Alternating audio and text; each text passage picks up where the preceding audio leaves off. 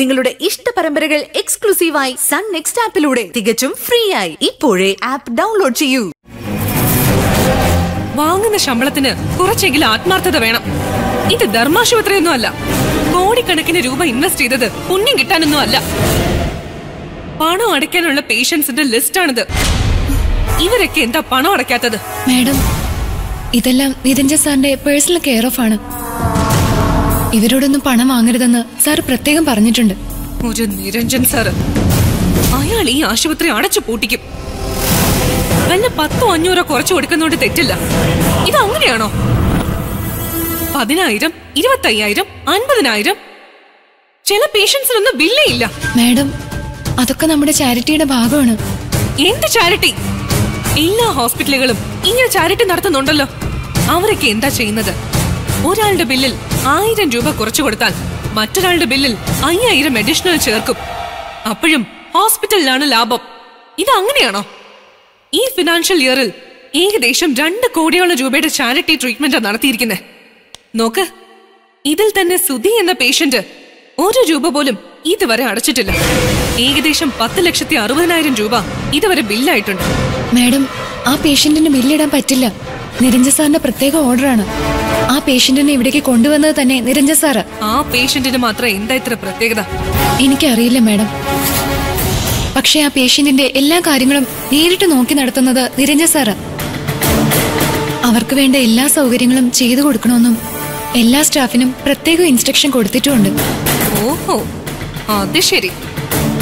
അതിനകത്ത് canteen bill തന്നെ നല്ലൊരു തുകയുണ്ട്.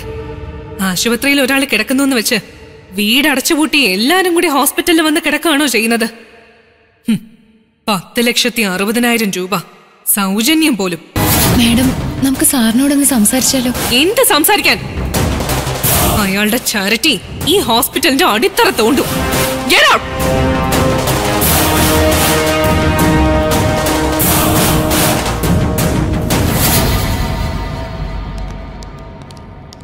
സർ, ഇതാ 105 പേഷ്യന്റിന്റെ ബില്ല. ആ കുട്ടി ഡിസ്ചാർജ് ആയി പോയില്ലേ? പോയി സർ. അവര് സാറിനെ അന്വേഷിച്ചിരുന്നു. സാർ ഓപ്പറേഷൻ തിയേറ്ററിലായിരുന്നുകൊണ്ട് ഇനി ചെക്കപ്പിന് വരുമ്പോ കാണാന്ന് പറഞ്ഞു. സാറിന്റെ കാരുണ്യം കൊണ്ടാ ആ പെൺകുട്ടി രക്ഷപ്പെട്ടത്. ആ കുട്ടി രക്ഷപ്പെട്ടല്ലോ, അത് മതി. സർ, ഒരു പ്രശ്നമുണ്ട്. എന്ത് പ്രശ്നം? മാഡം PROയെ വിളിച്ച് ഫയർ ചെയ്തു. സാരമില്ല, അത് ഞാൻ നോക്കിക്കോളാം.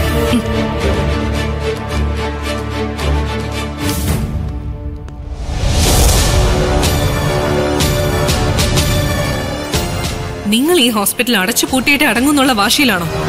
ഇപ്പൊ എന്താ നിന്റെ പ്രശ്നം? ആ 105 പേഷ്യന്റിന് ഫ്രീ ട്രീറ്റ്മെന്റ് കൊടുക്കാൻ നിങ്ങളോട് ആര് പറഞ്ഞു? 5 ലക്ഷത്തിലധികം രൂപയുണ്ട് അവരുടെ ബില്ല്. ആരെങ്കിലും വന്ന് കരഞ്ഞു കാണിക്കുമ്പോ എല്ലാ സൗജന്യം കൊടുക്കാൻ നിങ്ങൾ ആരാ ദൈവോ? അക്ഷര, നമ്മുടെ മോളുടെ പ്രായമുള്ളൊരു പെൺകുട്ടി. അത് സ്കൂള് വിട്ട് റോഡ് ക്രോസ് ചെയ്തപ്പോ ഒരു ജീപ്പ് ഇടിച്ചതാ. ഹെഡ് ഇഞ്ചുറി വളരെ ഡീപ്പായിരുന്നു. അതുകൊണ്ടാ എമർജൻസി ആയിട്ട് സർജറി ചെയ്ത്. അതുകൊണ്ട് എല്ലാവർക്കും ഇങ്ങനെ ഫ്രീ ട്രീറ്റ്മെന്റ് കൊടുത്താ സ്റ്റാഫിന് ഞാൻ ഇങ്ങനെ സാലറി കൊടുക്കും? അതിന്റെ തലവേദനയൊന്നും നിങ്ങൾക്കറിയണ്ടല്ലോ. ആ പേഷ്യന്റിനോട് പണം തിരികെ വാങ്ങിച്ചേ പറ്റൂ. ഞാൻ അവരുടെ വീട്ടിലേക്ക് സ്റ്റാഫിനെ അയക്കാൻ പോവാ. നോ, വിവരക്കേട് പറയരുത്. അർഹതപ്പെട്ടവർക്ക് മാത്രമേ ഞാൻ ചാരിറ്റി ട്രീറ്റ്മെന്റ് നൽകാറുള്ളൂ. അവര് പാവങ്ങളാ. ആ കുട്ടിയെ സ്കൂളിൽ വിടുന്നത് തന്നെ നല്ലതുപോലെ കഷ്ടപ്പെട്ടിട്ടാ. ഒരു ചേരിയിൽ താമസിക്കുന്ന അവർക്ക് ഈ തുക അടയ്ക്കാൻ കഴിയില്ല. അവരെക്കുറിച്ച് എല്ലാം അന്വേഷിച്ചിട്ട് തന്നെയാ ഈ എമൗണ്ട് ചാരിറ്റി ഹെഡിലേക്ക് മാറ്റാൻ ഞാൻ പറഞ്ഞത്. അതിന് നിങ്ങൾക്ക് എന്താ അധികാരം? ഹോസ്പിറ്റലിന്റെ അഡ്മിനിസ്ട്രേഷൻ എന്റെ ചുമതലയാ. ഈ ഫിനാൻഷ്യൽ ഇയറിൽ തന്നെ 1 കോടിയിലധികം രൂപയുടെ ചാരിറ്റി ട്രീറ്റ്മെന്റ് നിങ്ങൾ നടത്തി കഴിഞ്ഞു. ഇനി ഒരാൾക്ക് പോലും നിങ്ങളുടെ പേരിൽ ചാരിറ്റി ചെയ്യാൻ ഞാൻ അനുവദിക്കില്ല. ഇനിയൊരു അക്ഷരം നീ മിണ്ടി പോരുത്. മിണ്ടിയ നീ തല്ലു വാങ്ങിക്കും.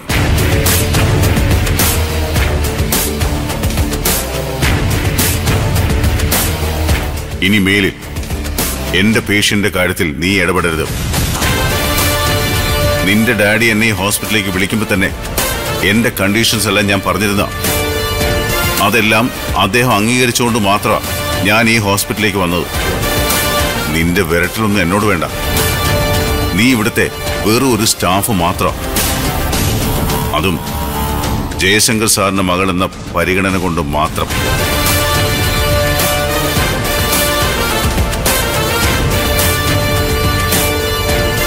ഹോസ്പിറ്റലിന്റെ കാര്യത്തിൽ തീരുമാനമെടുക്കാനുള്ള എല്ലാ അധികാരങ്ങളും നിന്റെ ഡാഡി എന്നെയാണ് ഏൽപ്പിച്ചിരിക്കുന്നത്. ആ കുട്ടിക്ക് ചാരിറ്റി ട്രീറ്റ്മെന്റ് കൊടുക്കാൻ തീരുമാനിച്ചത് ഞാനാ. That is my privilege. അതിനെ ചോദ്യം ചെയ്യാൻ നിനക്കൊരു റൈറ്റും ഇല്ല. Mind it.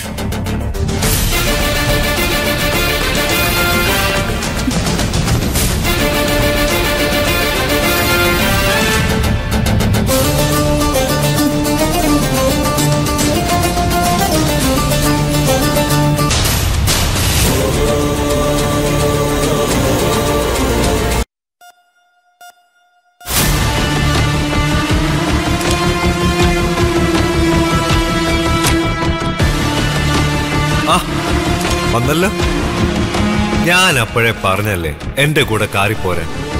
ഈ തിരക്കിനിടയിൽ ഓട്ടോയിൽ കയറി വരേണ്ട വല്ല കാര്യമുണ്ടായിരുന്നു. ഞാൻ പറഞ്ഞില്ല സാറേ, ഞാൻ വിളിച്ചതാ. ഞാൻ ഈ ഷീറ്റൊന്ന് മാറ്റട്ടെ സുധേട്ടാ.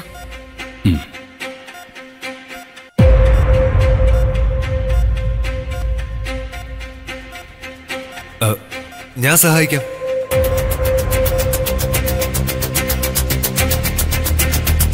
വേണ്ട, ഞാൻ മാറ്റിക്കോളാം. കേട്ടോ സാറേ, സാർ എന്നെ സ്വന്തം അനിയനായിട്ടാ കരുതുന്നെങ്കിലും ദേവിയൊക്കെ എന്നെ അത്ര പരിചയമില്ലല്ലോ. ഒന്നും കൊണ്ട് വിഷമിക്കണ്ട. എന്ത് സഹായത്തിനും ഞാനുണ്ട്. സാറിന്റെ കുടുംബത്തിന് ഒരു ബുദ്ധിമുട്ടുണ്ടാവാൻ ഞാൻ സമ്മതിക്കില്ല. ദേവികയുടെ സ്വഭാവം ഇങ്ങനെയാ ചേർത്ത്. പരിചയമില്ലാത്ത ആരോടും അധികം സംസാരിക്കില്ല. ഒരു തരത്തില് അത് നല്ലതാ. പക്ഷേ എന്നെ അങ്ങനെ ഒരു അന്യനായിട്ട് കരുതണ്ട.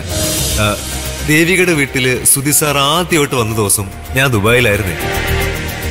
രാത്രി സാറിനെ വിളിച്ച് ദേവിയെക്കുറിച്ച് ഒരുപാട് സംസാരിച്ചു. സത്യത്തില് ഞാൻ ഇത്രയ്ക്ക് അങ്ങ് വിചാരിച്ചില്ല. എന്ത് വിചാരിച്ചില്ല? ദേവിക സുധി സാറിന് ഇത്രയ്ക്കും പെർഫെക്റ്റ് മാച്ചാണ്. പെണ്ണിന്റെ സൗന്ദര്യം എന്ന് പറഞ്ഞ ദാ ഇങ്ങനെ ഇരിക്കണം, അല്ലേ സുധി സാറ്? നാട്ടിലുള്ള പെണ്ണുങ്ങളുടെ സൗന്ദര്യത്തിന്റെ കണക്കെടുക്കലാണോ നിങ്ങളുടെ ജോലി? അല്ലല്ല, ഞാൻ നിങ്ങൾ തമ്മിലുള്ള ചേർച്ചയെ കുറിച്ച് പറഞ്ഞത്. പിന്നെ ഞാനൊരു കാര്യം പറയാം. പണത്തിന്റെ കുറവുകൊണ്ട് ചികിത്സയ്ക്കൊരു കുറവ് സംഭവിക്കരുത്. പണത്തിന് എന്ത് ആവശ്യമുണ്ടെങ്കിലും എന്നോട് ചോദിച്ചാൽ മതി. തൽക്കാലം ഒരു ആവശ്യമില്ല. കേട്ടില്ലേ സാറേ ദേവിക പറഞ്ഞത്? എന്നെ ഒഴിവാക്കുന്ന പോലെ എനിക്ക് തോന്നി സാറേ. സങ്കടമുണ്ട് സാറേ. സുധി സാറിന് വേണ്ടി എന്റെ സമ്പത്ത് മുഴുവൻ ചെലവഴിക്കാൻ ഞാൻ തയ്യാറാണ്. നിന്നെ ഒഴിവാക്കിയതല്ല ശരത്തെ, ആവശ്യമുണ്ടെങ്കിൽ ചോദിക്കാൻ പോരെ. എന്നാ പിന്നെ ഞാൻ ഇറങ്ങട്ടെ സാറേ. സോണൽ ഓഫീസിൽ ഒരു മീറ്റിംഗ് ഉണ്ട്. ആ മീറ്റിംഗിൽ ചെന്നിട്ട് വേണം എന്റെ സമ്മതം അറിയിക്കാൻ.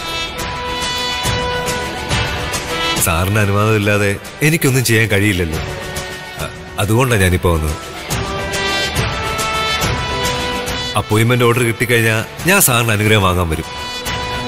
ഓട്ടെ സാറേ.